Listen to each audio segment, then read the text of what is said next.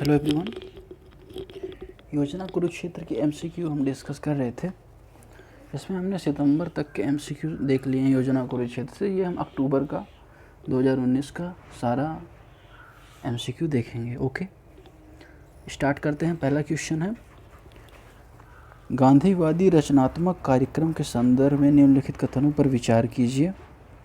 पहला ऑप्शन है, इसका उद्देश्य सत्य और अहिंसा पर आधारित अनेक न्यायपूर्ण सामाजिक व्यवस्था की स्थापना करना है। दूसरा, मृदुला साराभाई ने शांति सेवक संघ की स्थापना की। कौन सा ऑप्शन सही इसमें देखना है, तो इसका सही ऑप्शन है सी, अर्थात दोनों कथन सही हैं। गांधी की राष्ट्रीय पुनर्संरचना व्यापक योजना है जिसे उन्होंने रचनात्मक कार्यक्रम का नाम दिया था। इसका उद्देश्य सत्य और अहिंसा पर आधारित एक सामाजिक व्यवस्था की स्थापना करना था। वे किसी भी प्रकार के रूप में मनुष्य के शोषण को समाप्त करना चाहते थे। ओके, इसकी स्थापना यहाँ पे मृदुला साराभाई द्वारा की गई। मृदुला साराभाई इंदुमती चिमनलाल ने प्रभावित क्षेत्रों में जाकर शांति सद्भावना का प्रसार किया। अगला क्वेश्चन देखते हैं, निम्नलिखित कथनों में से कौन से गांधीवादी रचनात्मक कार्यक्रम के घटक हैं? ग्रामीण स्वच्छता, आदिवासी, सांप्रदायिक एकता, प्रांतीय भाषाएं। 4 ऑप्शन है यहाँ पे। इसका सही आंसर होगा डी, अर्थात 1, 2, 3, 4 सारे ऑप्शन सही हैं। गांधी के कार्यक्रम के मूलतः 13 तत्व थे। सांप्रदायिक एकता, अस्पृश्यता को दूर करना, मद्य निषेध, खादी, ग्रामोद्योग, ग्रामीण स्वच्छता, नई शिक्षा, आधारभूत शिक्षा, प्रौढ़ शिक्षा, महिलाएं, स्वास्थ्य, स्वच्छता का ज्ञान, प्रांतीय भाषाएं, राष्ट्रीय भाषा, आर्थिक असमानता। इसमें गांधी ने 5 और तत्व शामिल किए। पहला है किसान, मजदूर, आदिवासी, कुष्ठ रोगी व छात्र। ओके, अगला क्वेश्चन हम देखें, खादी और ग्रामोद्योग KVIC के बारे में बात कर रहा है। KVIC एक सांविधिक निकाय है। KVIC वस्त्र मंत्रालय के प्रशासनिक नियंत्रण में कार्यरत है। पिछले 5 वर्षों में खादी के उत्पादन में बढ़ोतरी हुई है। तो 3 ऑप्शन में से बताना है कौन सा सही है। इसका सही आंसर होगा बी, अर्थात KVIC सांविधिक निकाय है, ये सत्य बात है। और पिछले 5 वर्षों में खादी के उत्पादन बढ़ोतरी, ये भी सत्य है। पर ये वस्त्र मंत्रालय के अधीन नहीं है। ये किस मंत्रालय के अधीन है, ये हम यहाँ पे देखेंगे। ये सूक्ष्म लघु एवं मध्यम उद्यम मंत्रालय MSME के अधीन है। ओके, कुछ बातें और देख लेते हैं। KVIC खादी ग्रामोद्योग आयोग 1956 के तहत एक सांविधिक निकाय है। KVIC ग्रामीण क्षेत्रों में जहाँ भी आवश्यकता हो खादी व अन्य ग्रामोद्योग के विकास के लिए अन्य समितियों के साथ समन्वय में कार्यक्रमों की योजना, प्रचार, गठन, कार्यान्वयन करने का उत्तरदायित्व होता है तथा MSME के प्रशासनिक नियंत्रण में कार्यरत है। वित्त वर्ष तो ये यहाँ पे उत्पादन दिया गया है, तो आंकड़ों से मतलब है नहीं इसमें। तो ये बातें हमने देखी। हनी मिशन के संदर्भ में बताना है हमें।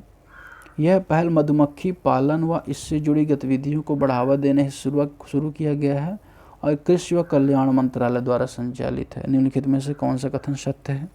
तो इसका सही आंसर होगा ए, अर्थात यह मिशन मधुमक्खी पालन के लिए शुरू किया गया है, पर किसान मंत्रालय द्वारा नहीं, बल्कि किसके द्वारा संचालित है?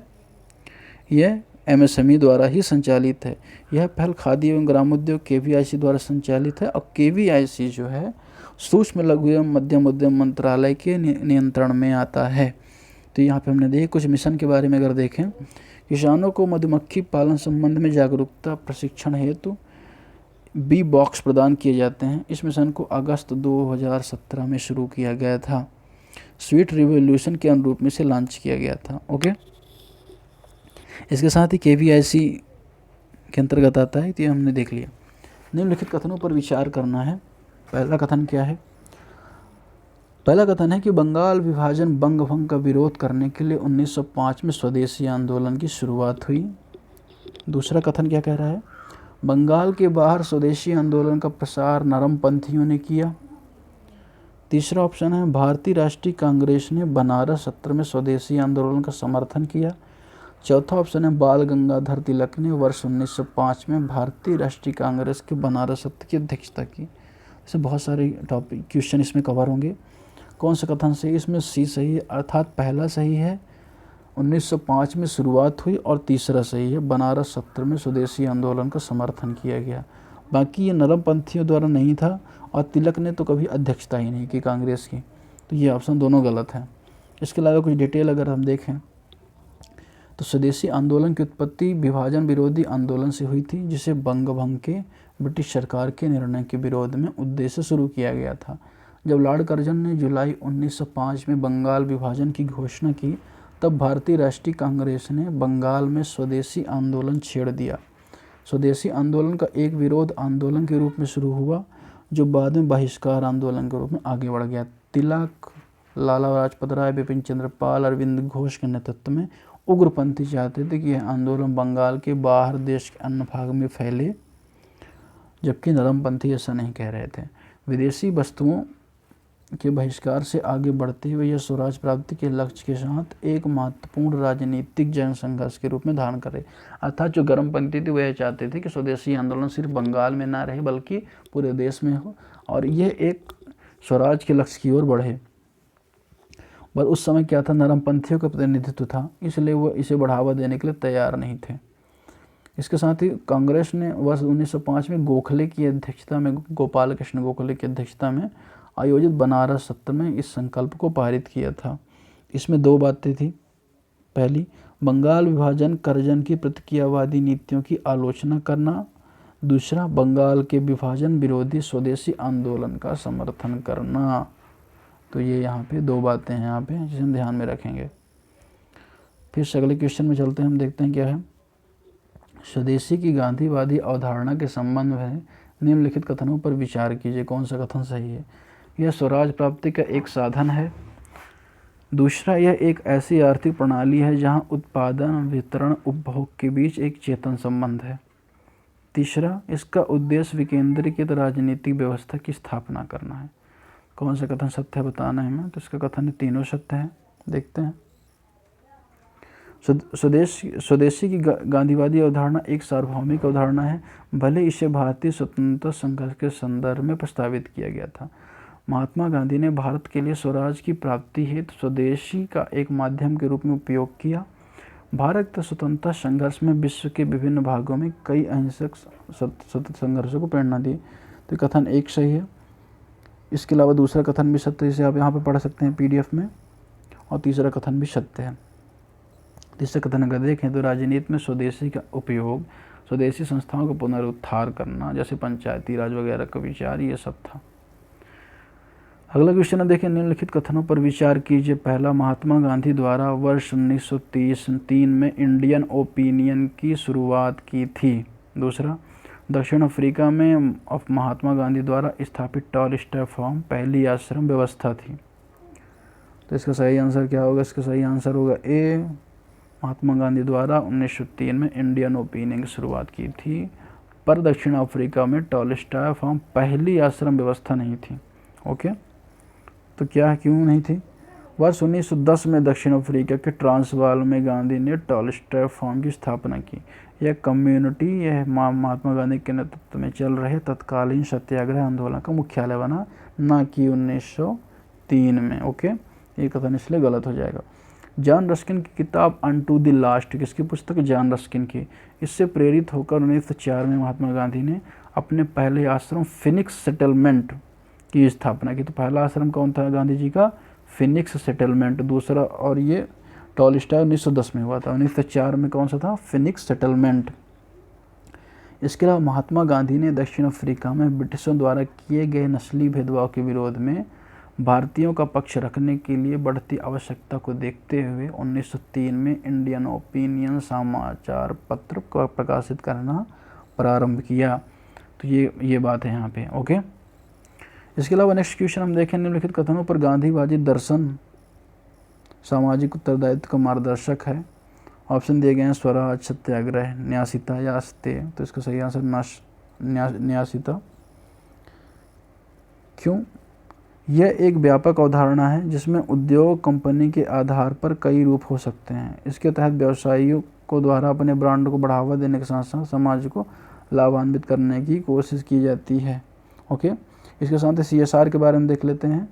CSR क्या होता है, जो कोई कंपनी कहीं अगर उत्पादन कर रही है तो उसे उस क्षेत्र की सामाजिक सामाजिकता को बढ़ावा देना और वहाँ पे इंफ्रास्ट्रक्चर थोड़ा सा डेवलप करना, ये सारी रिस्पॉन्सिबिलिटी उस कंपनी की होती है। इसी संदर्भ में कॉरपोरेट क्षेत्र में सामाजिक क्षेत्र से संबंध करता है। यह व्यापारिक औद्योगिक समूह की स्वनियंत्रण पहल है, जिसके अंतर्गत वे कानून सम्मत नैतिक मानदंडों व अंतर्राष्ट्रीय नीति के अनुरूप कार्य करते हैं। ये क्वेश्चन रहा। अगला क्वेश्चन देखते हैं, निम्नलिखित कथनों पर विचार कीजिए। पहला है, भारत के सकल घरेलू उत्पाद में कृषि क्षेत्र का 25% योगदान है। मतलब ऑप्शन है, भारत में कृषि क्षेत्र में निर्वाह खेती का वर्चस्व है। कौन सा ऑप्शन सही बताना है? तो इसमें सही ऑप्शन है बी, अर्थात 25% का नहीं बल्कि कृषि जनगणना के अनुसार 2016 में छोटी और सीमांत जोत का प्रतिशत देश की कुल भूजोत का 86% था, जबकि 2010-11 में 85.01% था। इसके साथ ही औद्योगिक और सेवा क्षेत्र की उच्च विकास दर के कारण भारत की अर्थव्यवस्था में कृषि की हिस्सेदारी 15% से कम हो गई है। तो 25% गलत है यहाँ पे। ओके। निर्वाह खेती में किसान के पास जमीन का एक छोटा सा हिस्सा होता है जिस पर वह अपने परिवार के सदस्यों की मदद से फसल उगाता है। निर्वाह खेती में लगभग संपूर्ण उत्पादन का उपभोग किया जाता है और बाजार में बेचने के लिए थोड़ा अधिशेष होता है। तो यहाँ पे ये एक बात रही। हैप्पी सीडर के बारे में बताना यहाँ पे क्या है। यह खाद्य प्रसंस्करण क्षेत्र में स्टार्टअप को बढ़ावा देने के लिए निर्मित किया गया है। यह किसानों के लिए ऑनलाइन शैक्षणिक प्लेटफॉर्म के विकास को बढ़ावा देता है। इसका उपयोग चावल की पराली के विरुद्ध अब हुए बिना गेहूं की बुवाई के लिए किया जाता है। चौथा, इस प्रौद्योगिकी का उपयोग मौसम और परिवर्तित करने के लिए क्लाउड सीडिंग में किया जाता है। इसका सही आंसर होगा सी, इसका उपयोग चावल की पराली से विरुद्ध हुए बिना गेहूं की बुवाई से किया जाता है। तो इसका क्या किसके बारे में? हैप्पी सीडर की बात हो रही थी यहाँ पे, क्योंकि जो पराली जलाई जाती है इससे दिल्ली में बहुत ज़्यादा स्मोक बढ़ जाता है, तो इसलिए यहाँ पे हैप्पी सीडर के बारे में थोड़ा सा जानना जरूरी है। यह एक ऐसी मशीन है जिसका उपयोग चावल की पराली के विरुद्ध हुए गेहूं की बुवाई के लिए किया जाता है। यह ट्रैक्टर द्वारा चलित एक मशीन है जो चावल की पराली की कटाई करके इसे खेत में हटाने के साथ ही खाली भूमि पर गेहूं की बुवाई करती है। अर्थात एक साथ वो दो काम करती है, पराली को हटाएगी भी और साथ ही साथ वो गेहूँ की बुवाई भी करेगी। अगला क्वेश्चन हम देखें, किसान क्रेडिट कार्ड के बारे में कौन सा कथन सत्य है, ये देखना है हमें। पहला, इसे किसानों को औपचारिक ऋण सहायता प्रदान करने के लिए शुरू किया गया था। दूसरा, यह योजना केवल आरआरबी, स्मॉल फाइनेंस बैंक और ये सहकारी समितियों द्वारा कार्यान्वित की जा रही है। केसीसी के बारे में बताना हो क्या। तीसरा, यह सुविधा पशुपालक और मत्स्य क्षेत्र के लिए उपलब्ध नहीं है। तो कौन सा कथन सही है? इसमें से कथन सही है एक, अर्थात केवल एक सही है। केसीसी किसानों को औपचारिक ऋण सहायता प्रदान करने के लिए शुरू किया गया था। ये ऑप्शन यहाँ पे गलत है और ये भी गलत है। डिस्क्रिप्शन अगर हम देखें, केसीसी 1998 में शुरू किया गया था। यह योजना बैंकिंग प्रणाली से पर्याप्त समय पर ऋण सहायता प्रदान करने के लिए शुरू किया गया था। इसका उद्देश्य किसानों को कृषि कार्यों के लिए एकल खिड़की व्यवस्था, लचीली सरलीकृत प्रक्रिया के माध्यम से बीज, उर्वरक, कीटनाशक आदि नकदी उपलब्ध कराना। केसीसी योजना वाणिज्य बैंक, आरआरबी, लघु वित्त बैंक, सहकारी संस्थान द्वारा कार्यान्वित की जाती है। बजट 2018-19 में केंद्र सरकार ने पशुपालन और मत्स्य पालन के लिए केसीसी की सुविधा का विस्तार करने, इससे किसानों की कार्यशील पूंजी की पूरी करने में मदद हेतु इस निर्णय की घोषणा की है। इसलिए कथन 3 सही नहीं है। अगला क्वेश्चन देखें, यहाँ पे फर्टिगेशन के बारे में हम क्या है देखते हैं। यह एक ऐसी प्रक्रिया है जिसमें उर्वरक को घोलकर ड्रिप से स्प्रे प्रणाली से पानी के साथ वितरित किया जाता है। दूसरा, वह मृदा में पोषक तत्वों की उपलब्धता को बढ़ाता है। तीसरा, यह मृदा में निच्छालन को बढ़ाता है। तो कौन से कथन इसमें सत्य बताना है? तो इसमें पहला और दूसरा सही है। यह मृदा में निच्छालन नहीं बढ़ाता पर पोषक तत्व बढ़ाता है और ये ड्रिप स्प्रे प्रणाली से पानी के साथ वितरित किया जाता है। ओके। फर्टिगेशन एक ऐसी प्रक्रिया जिसमें उर्वरक को ड्रिप या स्प्रे के द्वारा पानी के साथ मिलाकर फसलों पर छिड़का जाता है। फर्टिगेशन सिस्टम में तरल उर्वरक का उपयोग किया जाता है क्योंकि उच्च सांद्रता युक्त उर्वरकों का विलेखीकरण करने में असमर्थ होता है। फर्टिगेशन के लाभ वही उर्वरक की दक्षता में सुधार, पोषक तत्वों की उपलब्धता को बढ़ाना, प्रदूषण को कम करना, ये सारी चीज़ें। निम्नलिखित कृषि पद्धतियों पर विचार करना है। पहला झूम खेती, दूसरा न्यूनतम जुताई, तीसरा बागवानी फसलों की खेती, चौथा स्थानीय लौकिक फसल का अनुक्रमण। कौन सी पद्धतियाँ संरक्षण कृषि के अंतर्गत आती हैं? इसका सही आंसर होगा दूसरा, तीसरा व चौथा। झूम कृषि इसके अंतर्गत नहीं आती, संरक्षण कृषि के अंतर्गत नहीं आती। अब देखते हैं संरक्षण कृषि के बारे में थोड़ा सा। संरक्षण कृषि को एक स्थायी कृषि उत्पादन प्रणाली के रूप में परिभाषित किया गया है, जिसमें फसलों की आवश्यकताओं, प्रत्येक क्षेत्रों की स्थानीय परिस्थिति के अनुकूल कृषि गतिविधियों का एक सेट भी शामिल है। संरक्षण कृषि और मृदा संबंधी तकनीकी मृदा के क्षरण अवनति से बचाती है, इसकी गुणवत्ता में सुधार करती है तथा जैविक विविधता तथा अनुकूलतम पैदावार के साथ ही प्राकृतिक संसाधनों, जल व वायु में संरक्षण हेतु योगदान करती है। अगला क्वेश्चन देखें 14 नंबर। मशीनीकरण के कारण कृषि में महिलाओं की भागीदारी में वृद्धि हुई है। दूसरा, 2010, 11, 15, 16 के दौरान महिलाएं परिचालित जोतों का प्रतिशत बढ़ा है। तीसरा, कृषि जनगणना प्रत्येक 10 साल के अंतराल में गृह मंत्रालय द्वारा की जाती है। कौन से कथन सही बताना है? तो इसका कथन होगा 2 सही है, क्योंकि गृह मंत्रालय द्वारा नहीं की जाती। बाकी पहला ऑप्शन भी सही, दूसरा ऑप्शन भी सही है। क्या होगा? कृषि जनगणना कृषि एवं किसान कल्याण मंत्रालय द्वारा की जाती है, ना कि गृह मंत्रालय द्वारा। यह प्रत्येक 5 वर्ष के अंतराल में करवाई जाती है। पहली जनगणना 1970-71 में हुई थी। कृषि जनगणना के अनुसार देश में महिला परिचालित होल्डिंग का प्रतिशत 2010-11 के 12.78 से बढ़ाकर 13.78 कर दिया गया। 15वां क्वेश्चन, निम्नलिखित में से कौन सबसे सही प्रच्छन्न बेरोजगारी की व्याख्या करता है? पहला, यह व्यापार चक्र के संकुचन चरण को संदर्भित करता है। दूसरा, यदि नौकरी के बदले समय कर्मचारी अस्थायी रूप से रोजगार विहीन है। तीसरा, यह विशेष उद्योग उत्पादन की मांग गिरावट को संदर्भित करता है। चौथा, यह एक ऐसी स्थिति है जिसमें किसी कार्य हेतु आवश्यकता से अधिक लोग कार्यरत होते हैं। तो यही बात है यहाँ पे, छिपी हुई बेरोजगारी। एक व्यक्ति का काम है, 3 व्यक्ति वहाँ फालतू में लगे हुए हैं, तो ये प्रच्छन्न बेरोजगारी की दशा है, विकासशील देशों में जो पाई जाती है। स्टेप योजना के बारे में बताना है। इसका उद्देश्य महिलाओं को प्रशिक्षण प्रदान करना, उन्हें उद्यमी बनने हेतु सक्षम बनाना। दूसरा, इसे वर्ष 2014-15 में एक केंद्रीय क्षेत्र के रूप में शुरू किया गया था। तीसरा, इस योजना के तहत सहायता केवल कृषि क्षेत्र तक सीमित है। कौन सा कथन सही है? तो इसमें सही ऑप्शन होगा ए, केवल पहला सही है। देखते हैं क्यों। स्टेप योजना का उद्देश्य महिलाओं को कौशल प्रशिक्षण देकर रोजगार प्रदान करना है। इस उद्देश्य से देश भर में 16 वर्ष और उससे अधिक आयु की महिलाओं को लाभान्वित करना है। इस योजना के तहत अनुदान राज्यों, संघ राज्य क्षेत्रों की सरकारों को न देकर सीधे एनजीओ को, किसी संस्था को दिया जाता है। महिला बाल विकास केंद्रीय क्षेत्र योजना के रूप में वर्ष 1986-87 में महिलाओं के प्रशिक्षण हेतु स्टेप योजना संचालन कर रहा है। तो कब से चल रहा है? 1986 से। स्टेप योजना के तहत कृषि, बागवानी, खाद्य प्रसंस्करण, हथकरघा, सिलाई, कढ़ाई, इन पर जोर दिया जाता है।